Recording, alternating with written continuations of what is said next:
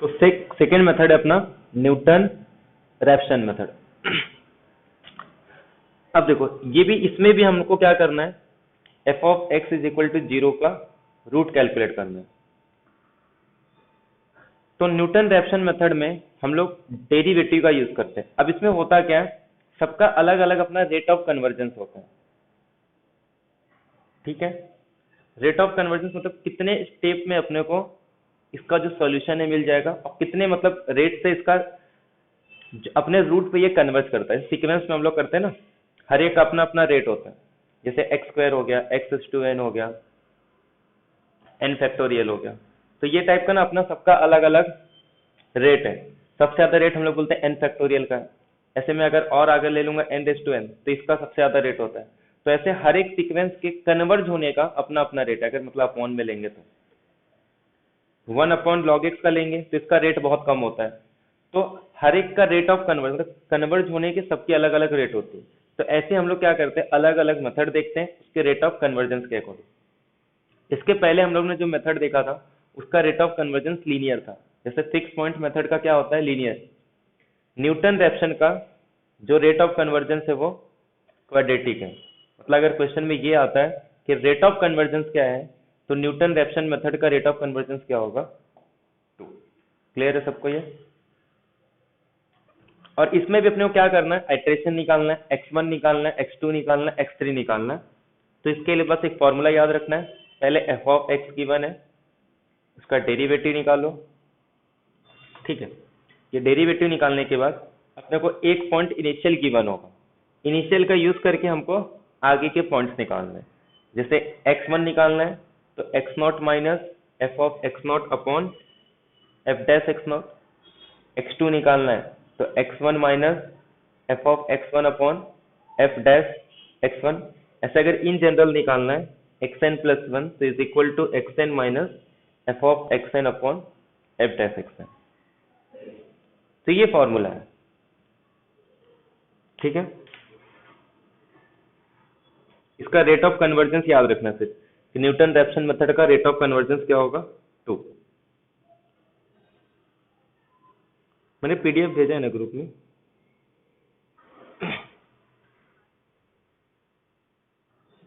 एक क्वेश्चन आया Newton Raphson method का बस।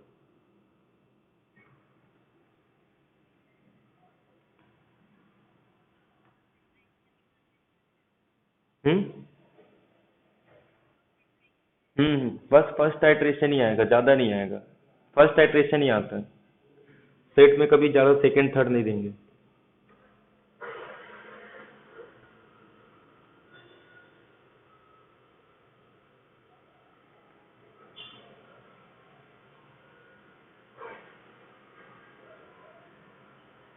मेरी नहीं रही।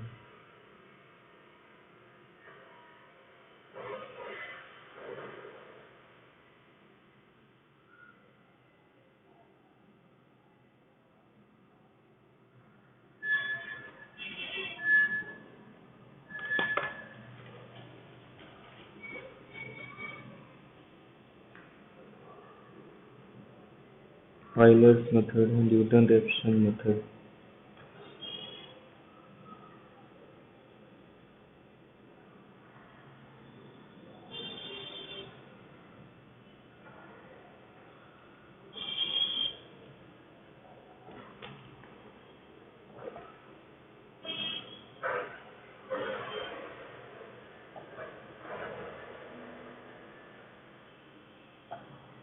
ठीक है, इसका x1 निकालना है बस। क्या आएगा, x1 निकालो। x नॉट गिवन है, फंक्शन गिवन है, सिर्फ x1 निकालना है।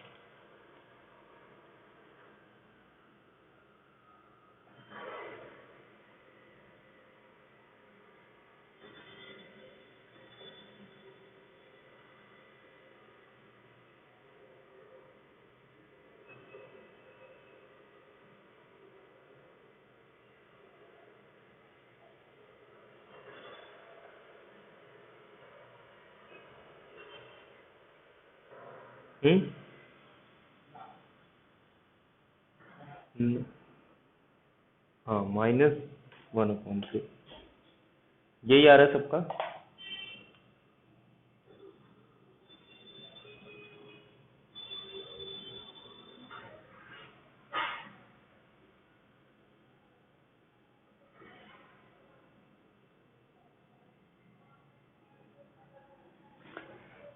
सबका यही आ रहा है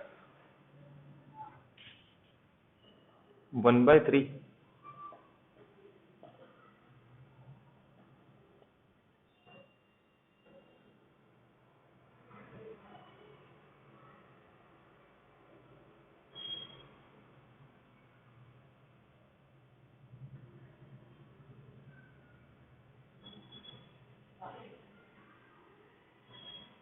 वन बाय थ्री आएगा।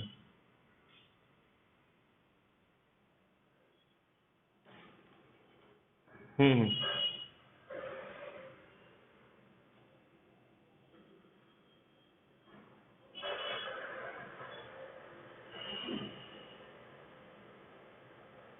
तो 1/3 आ रहा है ना।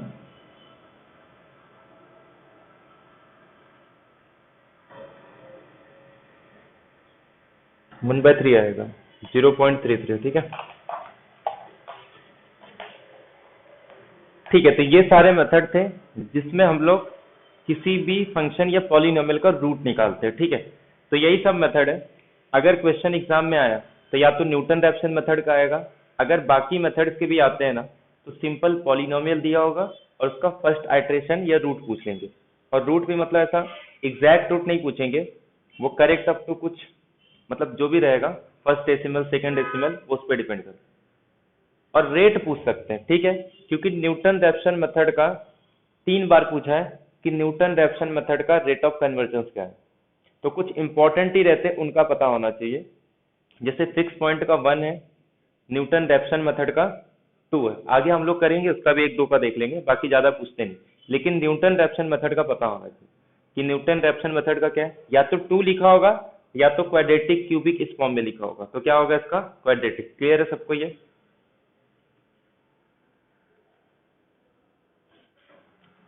अब सबसे इंपॉर्टेंट है डिफरेंस ऑपरेटर। सबसे ज्यादा क्वेश्चन इसी टॉपिक से आते हैं। डिफरेंस ऑपरेटर में 2 ऑपरेटर यूज करते हैं हम लोग, डेल ऑपरेटर, एक तो ये लैपलास वाला और एक ग्रेड वाला। इसको बोलते हैं फॉरवर्ड डिफरेंस और एक होता है बैकवर्ड डिफरेंस।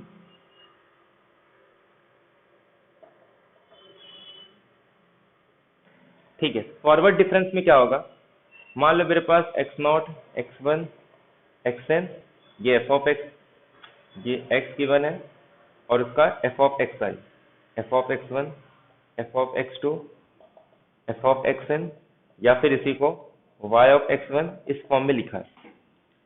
तो फॉरवर्ड डिफरेंस किसी का निकालना है, जैसे फॉर एग्जांपल मुझे निकालना है y ऑफ i, तो हम लोग क्या करेंगे, y ऑफ i प्लस 1 में से y ऑफ i को माइनस करेंगे। मतलब y ऑफ n निकालना है तो y of n plus 1 minus y of n। ऐसे यहाँ पे बैकवर्ड में क्या होगा कि y ऑफ i निकालना है तो y of i minus y of i minus 1। That is अगर y ऑफ n निकालना है तो y ऑफ n में से y ऑफ n माइनस 1 को माइनस करें। तो इसको बोलते हैं फॉरवर्ड डिफरेंस, इसको बोलते हैं बैकवर्ड डिफरेंस। और ये अपने पास डिफरेंस ऑपरेटर है, फॉरवर्ड डिफरेंस बैकवर्ड डिफरेंस। ठीक है, ये क्लियर है सबको।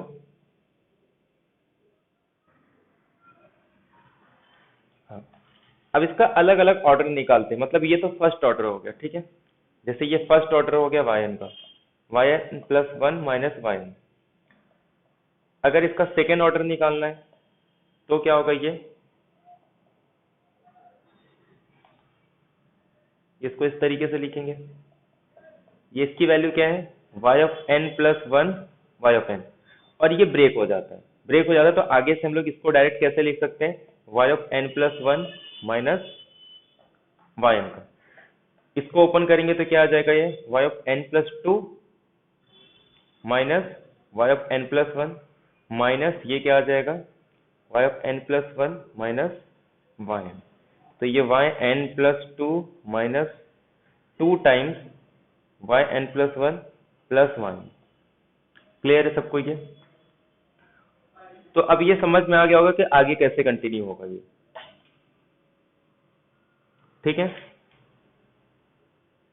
जब भी इस फॉर्मेट में कहीं पे आ गया ना, समझ जाने का, एक और चेक कर लेने का, उसके बाद फिर सीधे सीधे यही लिखने का 1 1 1 2 1 3 3 1 1 4 6 4 1। ठीक है, तो ये टाइप से ये कंटिन्यू होगा, और ये सब क्या होते हैं, एनसीआर। ठीक है, तो ये ऐसे इन जनरल होगा। ऐसे ही बैकवर्ड में भी होगा। बैकवर्ड में यहाँ पे yn+2 यूज हो रहा है, उसमें y ऑफ n यूज होगा।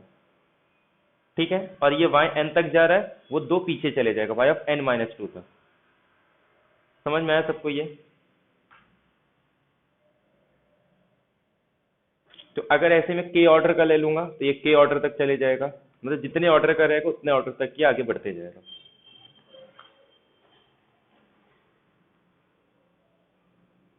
इसके बाद कुछ स्पेशल ऑपरेटर है, जैसे कि एक होता है शिफ्ट ऑपरेटर, एक होता है सेंट्रल ऑपरेटर। वैसे बहुत सारे, लेकिन जो अपने को इंपॉर्टेंट है वही सब पढ़ते हैं। शिफ्ट ऑपरेटर, सेंट्रल ऑपरेटर, और एक होता है एवरेज।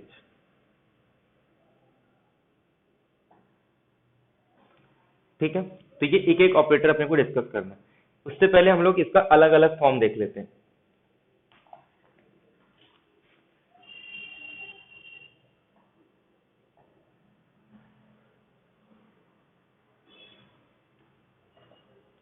पहले शिफ्ट ऑपरेटर देखते हैं। ठीक है,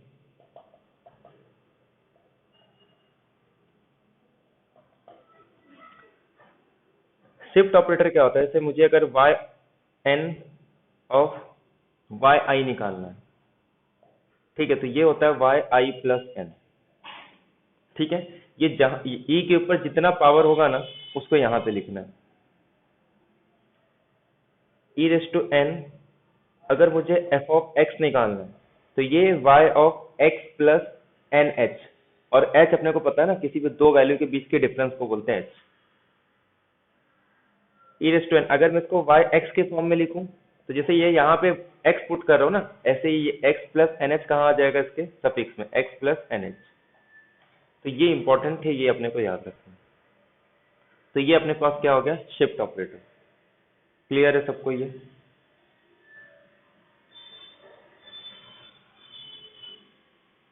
हम्म,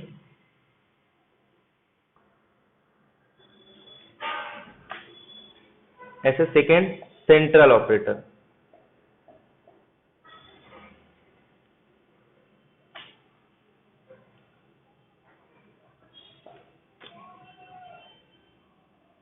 रुको, हाँ, रुको।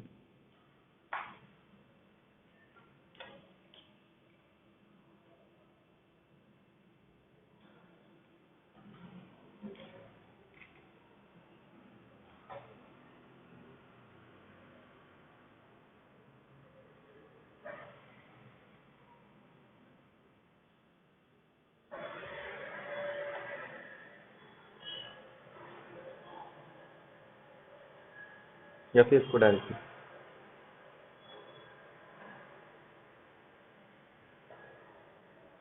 तो ये आता है अपने पास आई h/2 माइनस आई माइनस h/2। ठीक है, ऐसे ही एवरेज ऑपरेटर।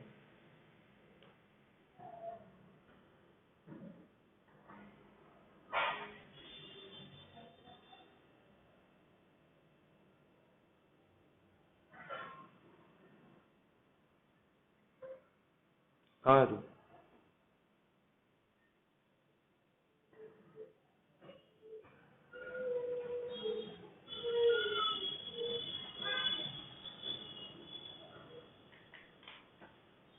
हाँ लिख।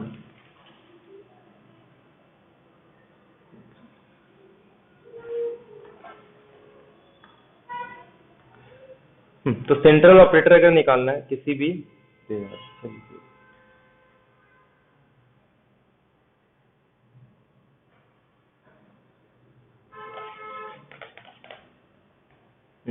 किसी वाई आई का अगर सेंट्रल ऑपरेटर निकालना है, ठीक है, तो इसमें हम लोग क्या करते हैं, आई प्लस h/2 माइनस आई माइनस h/2। अभी दिख रहा है?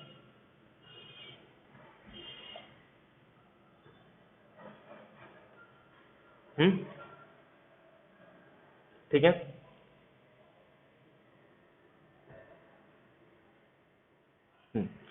तो ये तो हो गया वाई के फॉर्म में। अगर इसको एफ ऑफ एक्स के फॉर्म में लिखना है तो x plus h by two, हाँ यहाँ पे एच नहीं लिखते हैं,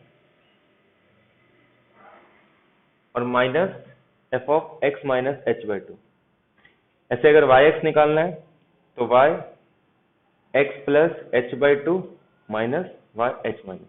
ठीक है, तो ये अलग अलग फॉर्म है इसका। तो सेंट्रल ऑपरेटर क्लियर है सबको?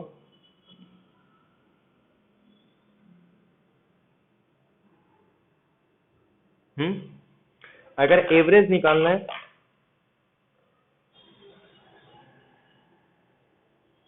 ये एवरेज ऑपरेटर होता है।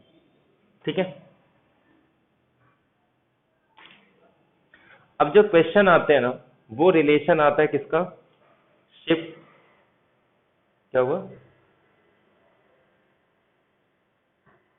नोट्स में है, नोट्स भेजा हो, नोट्स में सब है।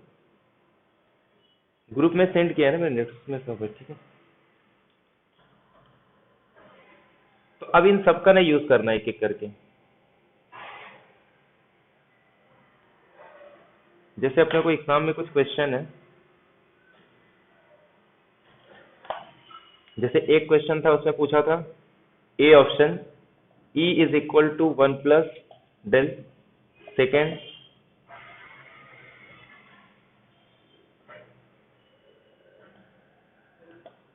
सी ऑप्शन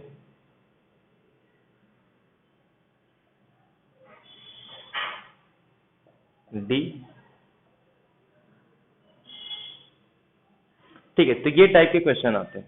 किसमें से कौन सा स्टेटमेंट करेक्ट नहीं होगा? कभी भी नहीं पूछेगा कि कौन सा करेक्ट है, हमेशा ये पूछते हैं कि कौन सा करेक्ट नहीं होगा। ठीक है, तो किसी एक को भी इनकरेक्ट बताना है चेक करके। तो अब ये प्रूफ कैसे करेंगे वो एक एक करके हम लोग डिस्कस करते हैं। ठीक है, ये रब करो। तो ये टाइप के क्वेश्चन इसमें ज्यादातर आते हैं।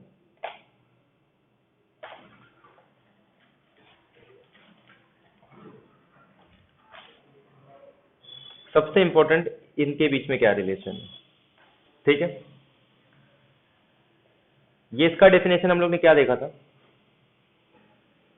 कि y of x plus h minus x, या फिर अगर ये f ऑफ एक्स के फॉर्म में गिवन है तो f of x plus h minus f of x. ये एक्चुअल में इसका ज्योमेट्रिकल मीनिंग क्या होता है? जैसे किसी इंटरवल पे अपने को ये x है और ये x प्लस एच है, तो ये जो इसके बीच का जो डिफरेंस होता है ना, इसको बोलते हैं, ये अपने पास एफ ऑफ एक्स है और ये क्या आ जाएगा? F of x plus H. तो दोनों दोनों के बीच का डिफरेंस होता है ना, इसी को बोलते हैं डेल एफ ऑफ एक्स। तो ये अपने पास ये आ गई। अब इसका यूज करते हैं हम लोग,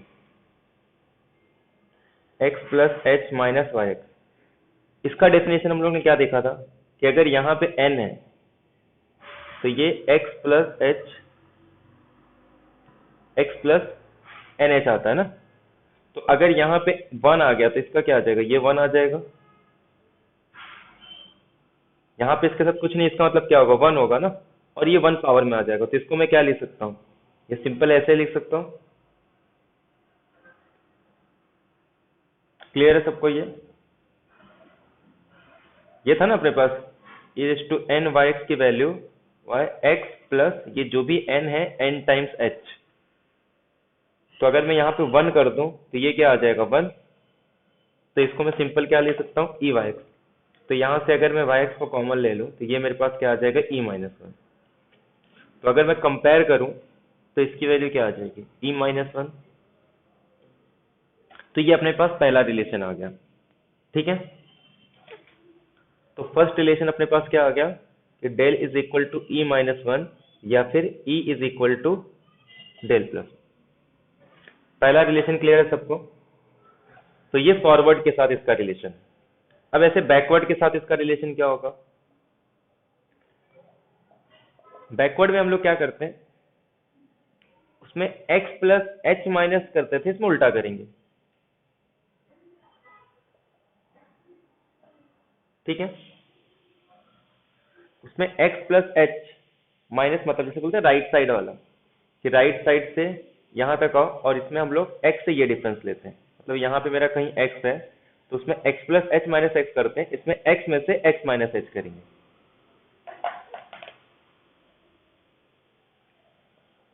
इसको मैं क्या लिख सकता हूँ, ये तो ऐसे ही रहेगा, इसको क्या लिख सकते हैं,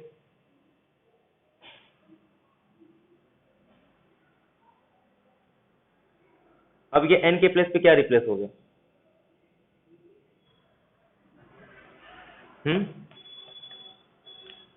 ये n के प्लेस पे क्या लिखा हूं अब मैं यहाँ पे, अगर मैं इसको x प्लस एन एच से कंपेयर करूं तो n की वैल्यू क्या आ जाएगी -1, तो ये क्या आ जाएगा e इनवर्स y, ठीक है। तो जब yx को कॉमन लेंगे तो ये मेरे पास 1 माइनस ई इनवर्स yx, जब कंपेयर करेंगे तो ये बैकवर्ड का रिलेशन आ जाएगा इसके साथ 1 माइनस ई इनवर्स। तो सेकेंड रिलेशन अपने पास क्या आ गया, del is equal to 1 minus E inverse और E inverse is equal to 1 minus del, ठीक है।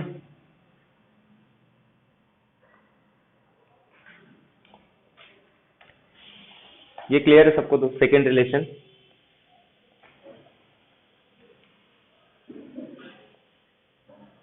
अब सेंट्रल का ई के साथ देखते हैं।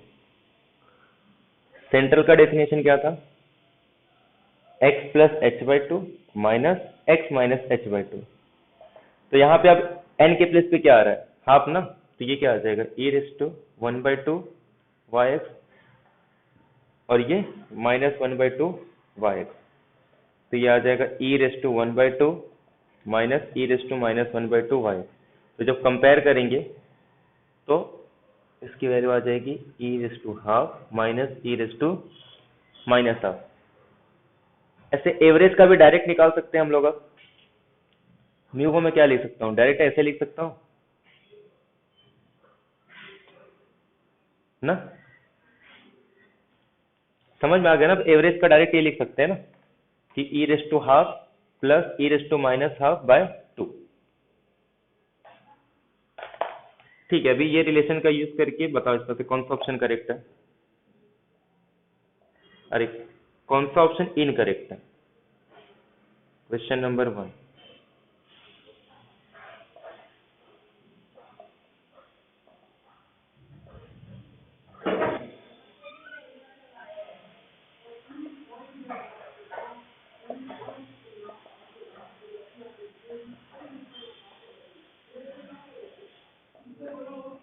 चेक करो जल्दी।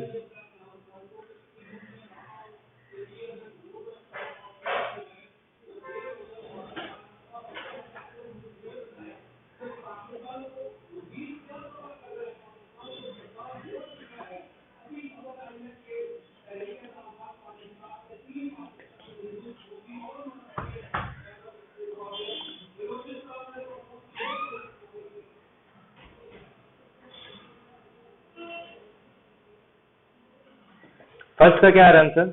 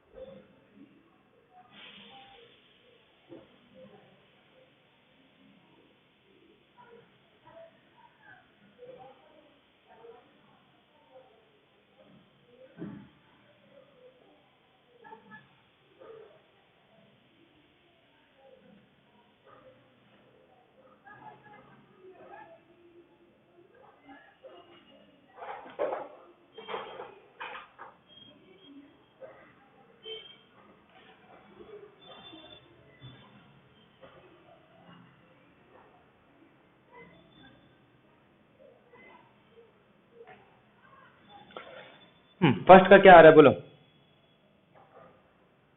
कौन सा इनकरेक्ट है,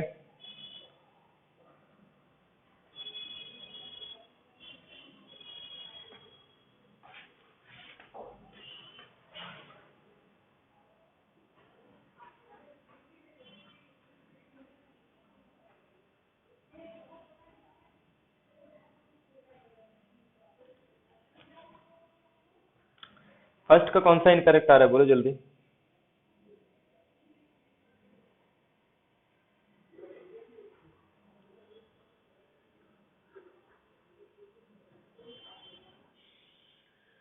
डी करेक्ट आ रहा है सबका। सेकेंड का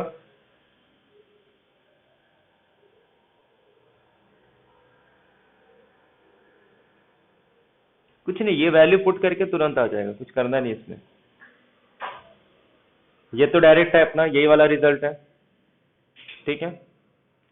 इसमें क्या करोगे, इसके प्लेस पे ई इनवर्स पुट करोगे, तो ई इनवर्स का इनवर्स क्या आ जाएगा, ई, और इसकी वैल्यू क्या पुट कर दोगे, 1 माइनस ई इनवर्स, तो ये आ जाएगा ई -1, और ई -1 क्या होता है, डेल, तो ये भी करेक्ट आ गया। ऐसे सी करना है, तो सी क्या है अपने पास, ई इनवर्स, और इसकी वैल्यू क्या गिवन है, ई -1, तो ये कैंसिल होके इसके साथ 1 आ जाएगा, और ये ई इनवर्स आ जाएगा, और 1 माइनस ई इनवर्स क्या होता है ये, तो ये भी करेक्ट है, तो बचा क्या, ये डी इनकरेक्ट आ जाएगा। क्लियर है सबको ये। सेकेंड का क्या आ रहा है, फर्स्ट क्लियर है सबको, सेकेंड, सेकेंड का ये तो करेक्ट है डायरेक्ट, ऐसे इसमें ये भी करेक्ट है, ये भी करेक्ट है,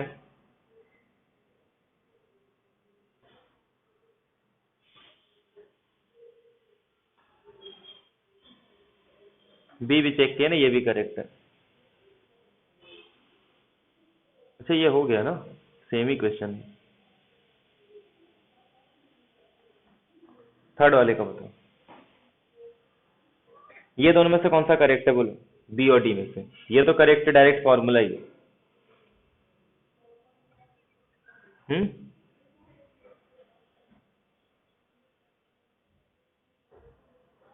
डी इनकरेक्ट आ रहा है, और लास्ट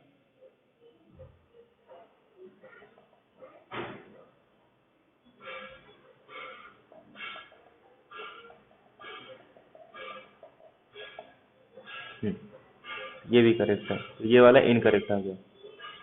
लास्ट वाले में, फोर्थ में,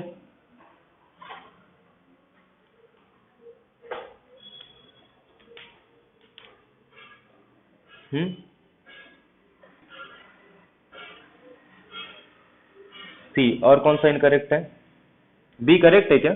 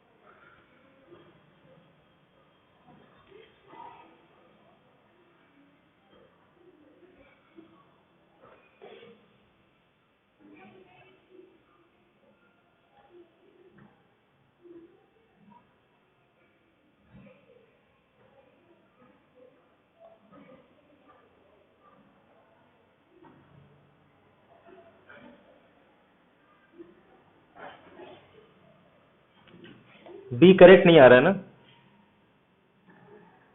ए करेक्ट आएगा, डी करेक्ट आएगा, बी सी दोनों इनकरेक्ट इसमें, ठीक है। क्या, डी, ये बी सी इनकरेक्ट आएगा, बाकी ए, ए डी करेक्ट आएगा। डी तो हाँ, डी याद रखना, ये जितने भी ऑपरेटर है ना, सब एक दूसरे के साथ कम्यूट करते हैं, ठीक है, तो कम्यूटेशन वाला कुछ आएगा तो सब करेक्ट आएंगे, ठीक है। तो एक तो इनके बीच में रिलेशन का क्वेश्चन आता है, एक क्वेश्चन आता है इनके टेबल पे, डिफरेंस ऑपरेटर का हम लोग टेबल भी बनाते हैं। मान लो अगर मेरे पास x0, x1, x2 ऐसे कुछ पॉइंट दिए, और उनका y of x0, y of x1, y of x2 solve up to y of xn दिया, तो फर्स्ट कॉलम में हम लोग x0 लिखेंगे, दूसरे कॉलम में y ऑफ x0, समझिए 1 2 3 4 5 कुछ है, ये मेरे पास y1 y2 y3 y4 y5। अब इसका डिफरेंस ऑपरेटर निकालेंगे। तो जो फर्स्ट डिफरेंस ऑपरेटर रहेगा y2 minus y1 y3 minus y2 y4 minus y3 y5 minus y4, ऐसे ही फिर ये निकालेंगे। तो ये मेरे पास क्या आ जाता है, y0, ये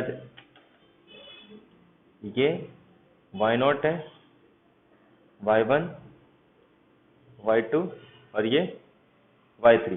अब इन दोनों का यूज करके क्या निकालेंगे,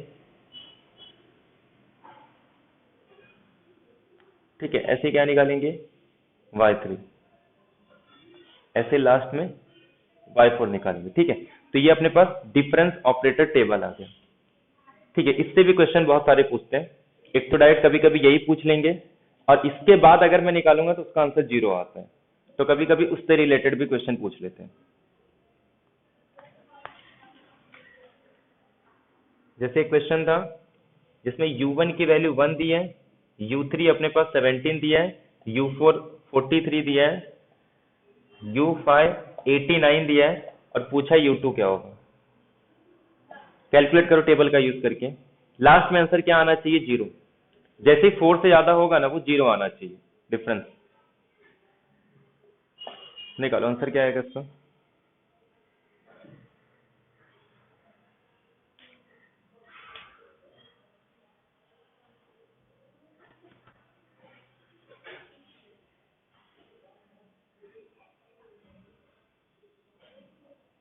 ऐसे टेबल बनाने की भी जरूरत नहीं है, सीधे सीधे इसका डिफरेंस निकालो बीच में, और u2 कैलकुलेट कर लो।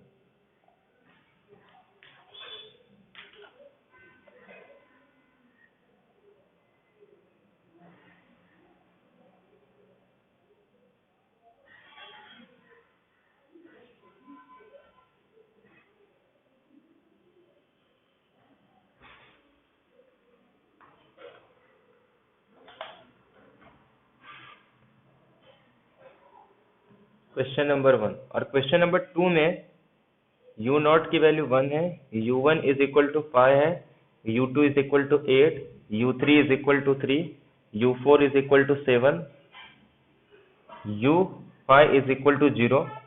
देन अपने को ये कैलकुलेट करना है।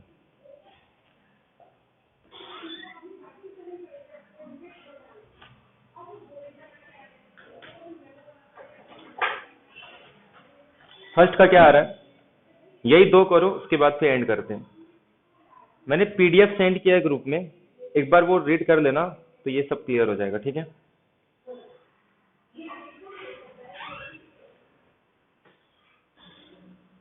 ठीक है, तो बस इसमें कुछ करना नहीं है, सबका डिफरेंस ले लो, इसका आंसर 5 आएगा। ऐसे इसमें भी इसको सब डिफरेंस ही लेना और कुछ करना नहीं। 5 माइनस 1 4, 8 माइनस 5 3, फिर लास्ट में जो ये 5th नंबर पे आएगा वो उसका आंसर होगा। ठीक है, तो ये डिफरेंस ऑपरेटर का है। बाकी कुछ क्वेश्चन और है तो सिर्फ कैलकुलेशन पार्ट ही, वो सब एक बार देख लोगे ना तो वो समझ में आ जाएगा। तो नेक्स्ट लेक्चर में और जो बाकी टॉपिक है तो वो सब हम लोग न्यूमेरिकल ऐसे, मतलब एक लेक्चर में जो भी रहेगा 30-40 मिनट का वीडियो होगा उसमें हो जाएगा।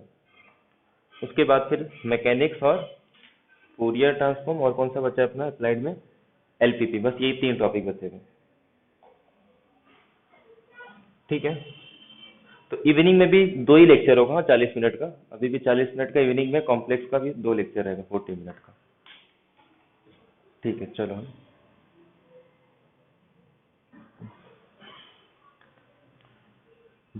बाकी जो नोट्स दिया वो एक बार देख लेना, और जो सेकेंड पीडीएफ में ना क्वेश्चन है तो उससे रिलेटेड जो भी क्वेश्चन, बाकी सॉल्यूशन भी है उसमें, जितने क्वेश्चन है ना पीडीएफ में उसका सॉल्यूशन भी है पीडीएफ में। ठीक है, चलो ठीक।